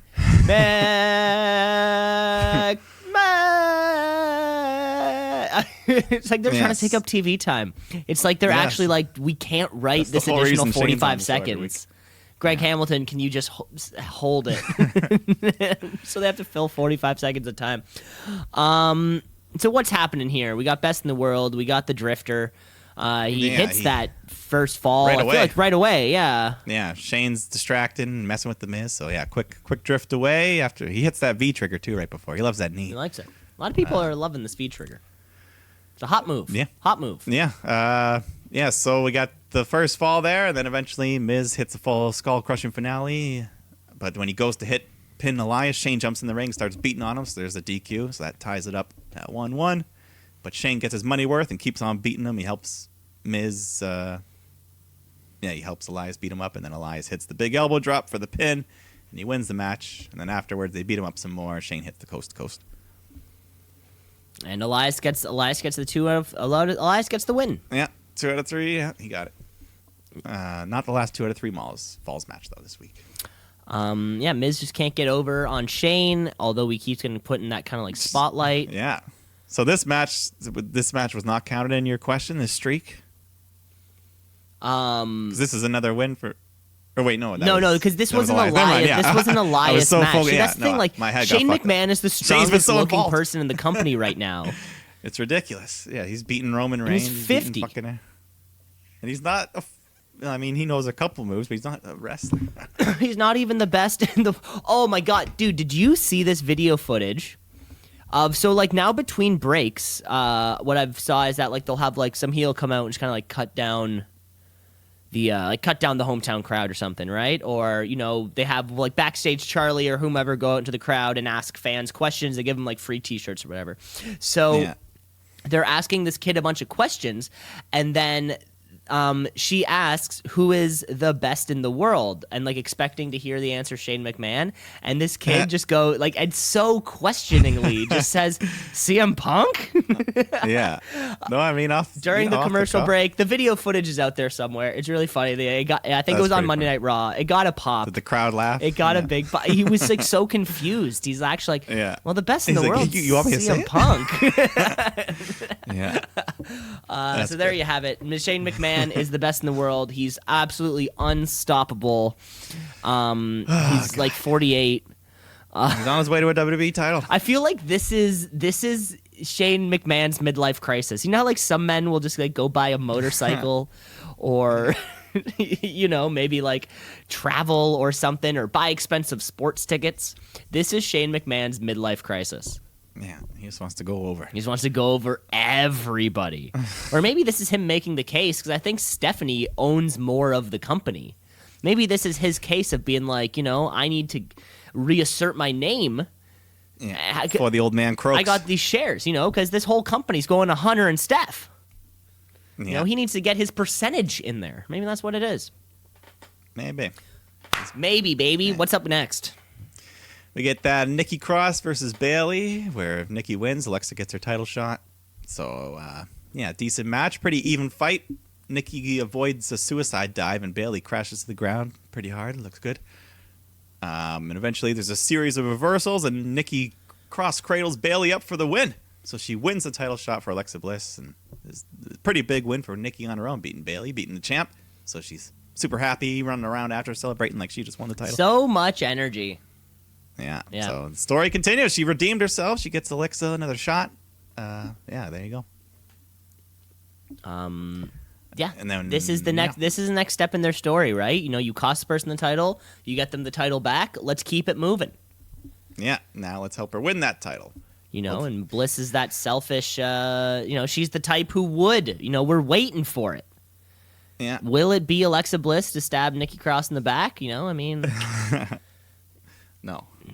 We never know. We never know. Or this could result in Nikki Cross realizing that she had it in her all along. Let's just hope they don't blow this. Let's hope they don't blow this storyline. We're liking it. We're liking the ride we're on. I think we move backstage next. Yeah. First Carmella's looking for truth, and then she runs into Sonya and Mandy. They have a quick little cat chat, and then Mella moves on. She finds Truth hiding behind some hockey boards. He swings open the door and just crawls out. And then Drake Maverick shows up, but he comes in peace. He's got no referee. He's still all sad about his wedding, and he's got nothing. And now Truth is like, he's like, I'm sorry, I thought it was Carmella's wedding. So then Truth agrees, you know what, just get a ref. Yeah, it's like, come on. Give you the title back. Drake, calls a ref over, and R-Truth just says, psych! Like, psych, I love this championship more than you love your wife. Runs that away. Was a great line. Yeah, more than you love. Runs away with awesome. Carmella, and Drake's on the ground defeated. Keep this storyline rolling, dude. Then the jobbers come running. Yeah, and then, Drake, this is a good character for Drake. And, he's the perfect foil for Truth to just kind of be picking on all the time. And he called him Hornswoggle again, I think. Yeah, Hornswoggle. Yeah. Hornswoggle. So... and then, the bullies, Sonya Deville and Mandy from earlier. After weeks of bullying, Ember Moon finally gets a match. So Ember versus Sonya. Women's action. Ember. So I guess we didn't get any real women's tag stuff. Iconics were not there. Kabuki Warriors were not there. Sonya I think that and match Mandy, they promised. Remember they promised that tag match in Japan? I think that was not on TV, I guess. I think that would be this coming Tuesday, right? Is that? I thought it was supposed to be a week or two ago. I don't know. Oh, Are no, they in Japan next week? no. Oh, dude, no. That would make sense why a lot of people weren't around, because they usually travel, or they bring half the crew. Because I bet they're doing Tokyo is probably one of their stops, but they have probably live shows and shit everywhere. Okay. Right, then, and then they'll send half the roster over to start doing the live shows, and then bring the rest of the roster over. And then fucking, I don't know. I don't book this thing. This is just what I think. But yeah, so we're getting Mandy Rose, Sonya Deville. I think the match that we're actually getting is Ember Moon and Sonya Deville. After they were picking on her for playing video games. Yeah, and reading books. and shit. Not eating donuts. Yeah, or which not being able apparently to eat donuts and look thin. Yeah, which apparently is the way to do it. So it's great to see Ember Moon back in a singles match. Yeah, she looked good early on. She hit some big strikes that the crowd reacted to. But Mandy was on the outside, distracts Ember, causing Sonya to push her head first into the ring post, and then covers Ember for the win.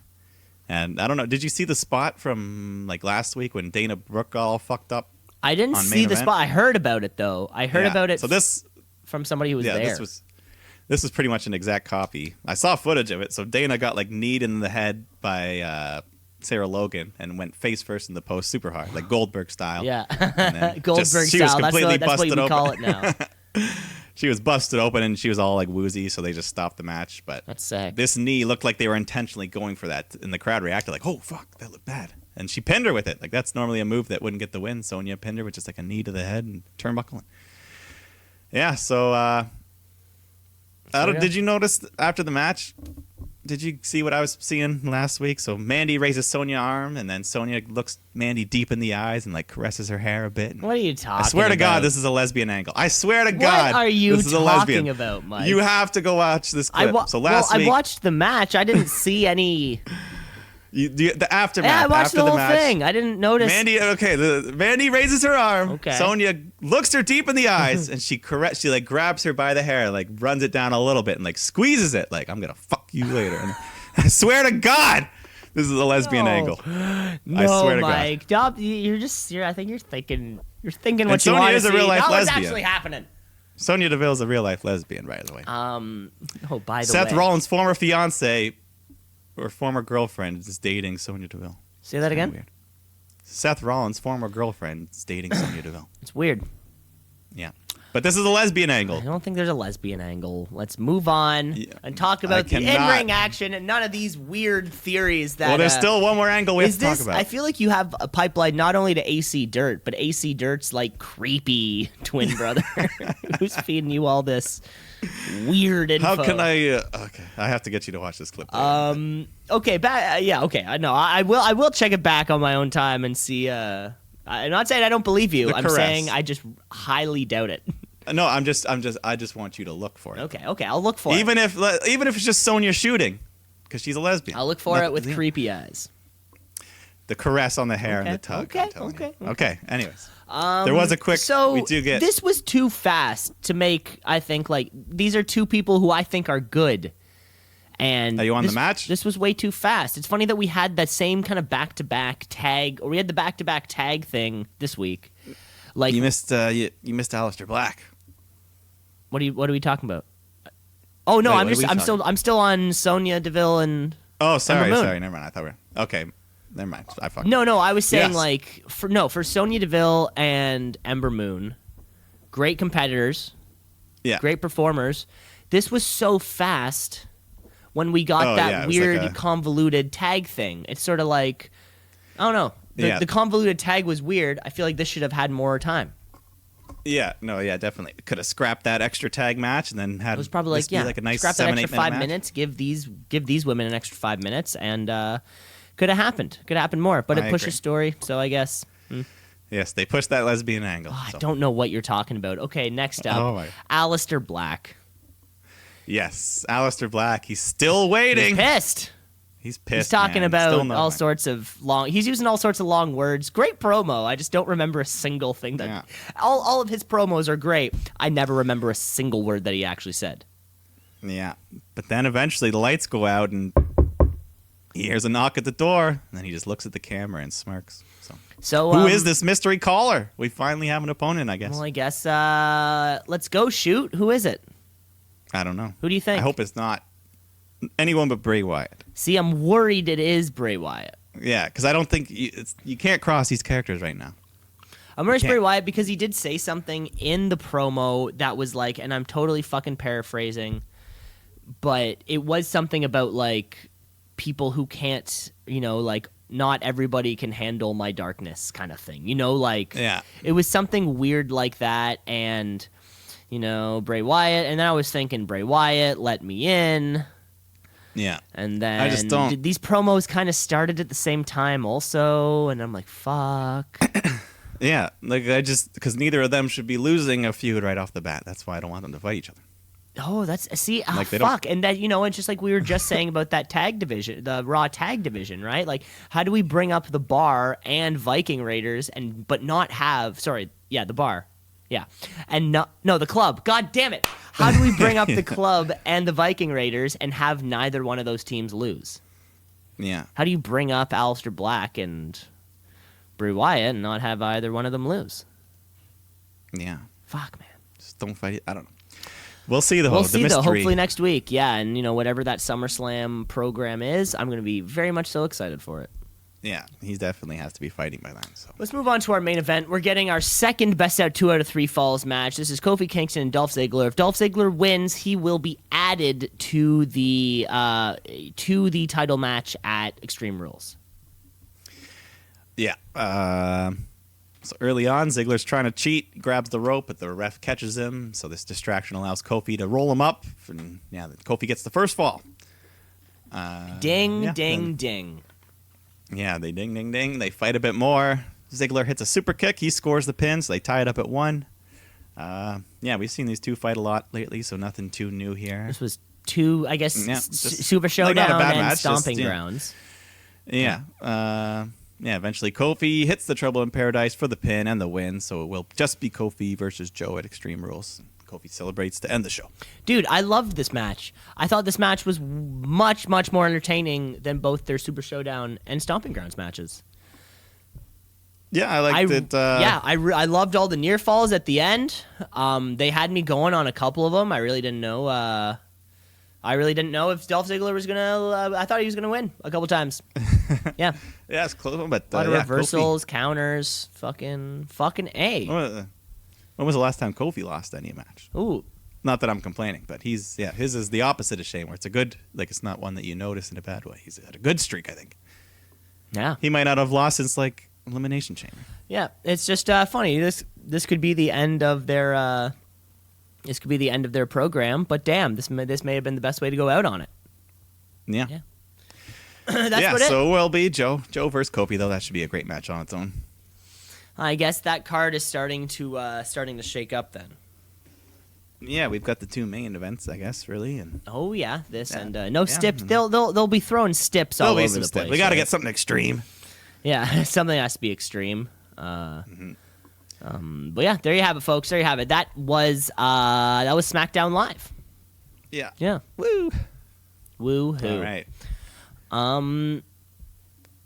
That's it, man. Isn't that it? Do we have do we have anything else to talk about?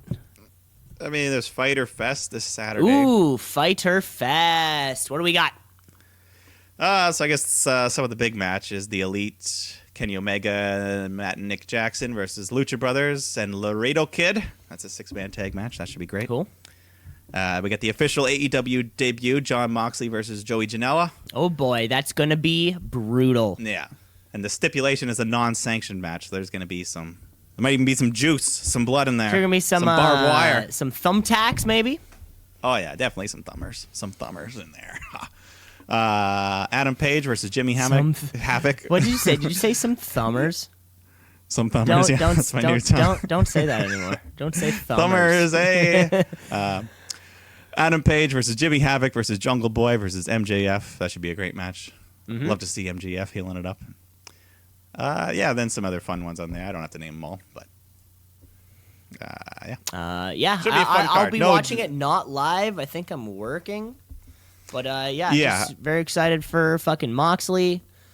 I'm excited for this Michael Nakazawa match. Kylie Ray, best friend. Match. The best friends are Kylie. Insane. So I'm excited to see these other women that from last time, like Yuka Sakazaki and Riho and.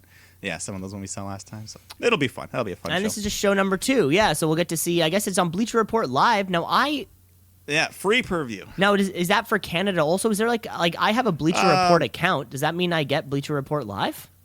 I don't know, but like you said, you won't be watching it live anyway. Well, so.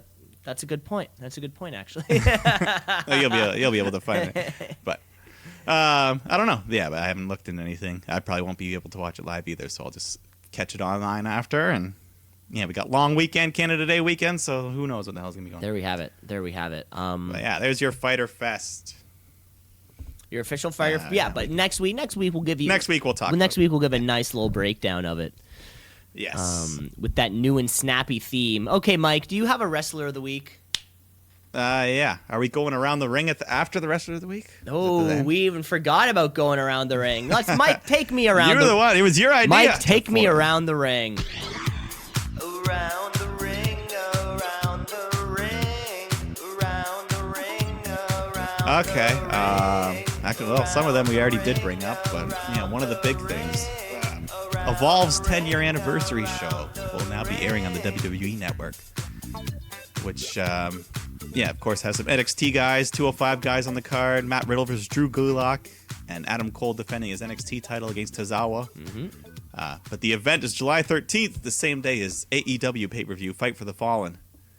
And then Kenny Omega tweeted and deleted about this. Did you see that? Nice. This is the tweet of the is week. That part of your news? Of course, if there's tweets involved.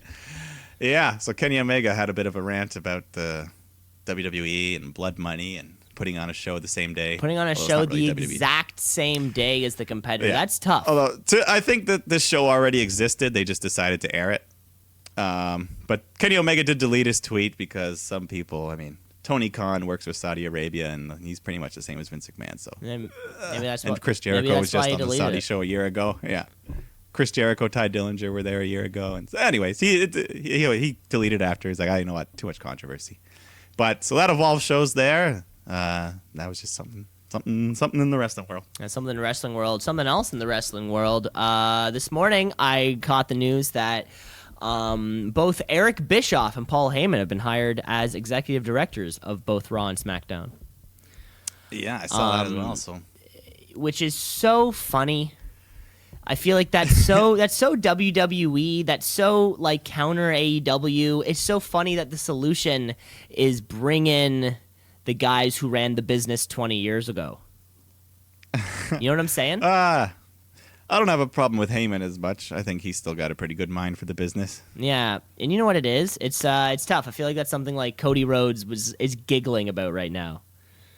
Mm-hmm. Is that like, the solution is, the solution's bring in Bruce Pritchard.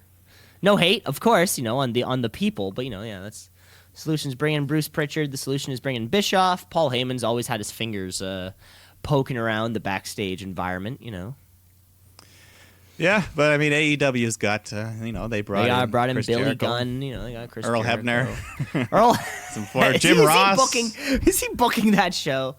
I don't know if he's booking. It's kind of funny. Who knows? Yeah, I mean, I think we did notice a change in the show when what's his name? Bruce. When Bruce Pritchard came back, yeah. I think we definitely commented on that too. The first night we were like, that was a great ending with the Batista and Ric Flair thing. Right, that's what it was. Yeah, so there was a big time, right? So who knows if Eric Bischoff and Paul Heyman can get their fingers in there? It's really funny to think that the WWE will be run by the WWE, WCW, and ECW leads, head bookers, or it's funny. It's funny to think that's what's been going on. Yeah, I just hope it can cause some sort of like noticeable difference. I guess like change to the show. Yeah, like not. Yeah, I don't know. Something it has to affect something, unless they are just puppets. Unless you're just like figure faces, like or something, Abby the Witch. Right? But yeah, I think it's all good stuff. Yeah, we'll see where we'll see. It's better. I mean, less Vince, the better, right? More hands off he can be. Someone needs to get Vince McMahon a hobby. I hope the XFL is so successful, so he's just super busy with that when it comes out. Yeah, I'm personally gonna spend so much money on XFL shit just in the effort. I'm gonna buy Las Vegas Gamblers jersey. I don't know what that's a team. I'm just making. Oh my god, I don't even know. I don't know what their teams are. Fuck the teams are. Yeah, it's probably like not very good. It's probably like the Delaware Dozers. Yeah, that's it. That's it. That's it for the news, though. I believe. Yeah, the little tidbits. That's all I got. What you got, buddy? No, I said I think that's all I got. That's all you got. That's all I got. We got one more thing. We've got Wrestler of the Week. It's the Wrestler of the Week, of the Week. Wrestler of the Week, of the Week, of the Week. The Wrestler of the Week, of the Week, of the Week. Wrestler of the Week, of the Week, of the Week. The Wrestler of the Week. Which is, the person who we like the best. Yeah, who do you got? Ever had? Sometimes it's inside the ring, sometimes it's outside the ring. This week for me, it was in the ring. Ricochet. Yes. 2 great matches. Samoa Joe and AJ Styles, 2 great matches, back-to-back nights. Win the U.S. title. Yeah, Ricochet. He's my man. Heads off to Ricochet. Yeah, dude, your first title of many. Let's hope Vince doesn't fuck it up. Yeah, let's have some fun with that U.S. title. You and AJ. Go have fun with it, kids. There you go. There's Mike's Wrestler of the Week. My Wrestler of the Week. I gotta say, this was tough. This was a tough one for me because I like to think outside the box sometimes. Mm-hmm. I like to maybe incorporate things like not only in-ring ability, but maybe something like a little funny comment you made or something, or if you made me laugh. Yeah. You know who made me laugh this week? Drake Maverick, you made me laugh this week. I love giving it. I love it. One of my wrestler of the week is somebody who doesn't even wrestle. No, I mean he wrestles. had that. We don't 5 seconds. We don't see it. We don't see him happen very much. But you know what? To go through that on your wedding week, and then to gain a title, to lose a title, and he has such a sad puppy face. Yeah, like he's a heel that you hate, but you still sympathize. And I genuinely think he's a good performer. Yeah. So for all of those reasons above, Drake Maverick, you're my wrestler of the week. Yeah, he very much seems like Truth, where you just give him shit and he'll just like, okay, I can make this work. Yeah, okay. Just go with it. How much am I getting paid a year? Okay, sweet. Yeah, remember fucking Leo Rush? Well, yeah, no, he's gone. Yeah. He probably would have been involved in this thing pretty tight, man, if he had stuck around and not been crazy. Leo Rush probably would have been all over this. Yeah, God, man. Is he in one of those situations where he's under contract, but he's disputing with them, so nothing happens? I don't know. Yeah, his situation was kind of weird because he didn't really. I don't know how much leverage he has to begin with. Right. Yeah. Yes. I don't know. Who knows? Yeah. There's ours. There, folks. There you have it. There's the wrestler of the week. You got trivia. You had tweets. You had Raw, SmackDown. We got Fyter Fest this weekend, so I think everyone's got to check out Fyter Fest and then listen back next. You're gonna listen back next week because we're gonna talk about it. Yes. Yeah. That's for sure. Okay, guys, folks, ladies, gentlemen, shoot brothers, shoot sisters. I think that's all the time we have for this week. Yeah, I'll see you next month. See you next month, folks. And by next month, we mean next week. Probably on a Thursday. The new shoot time. Same thing. Shoot time. Yeah, new shoot time, same shoot channel. Same shoot channel. That's right. You have it, folks. Okay, bye. Shoot.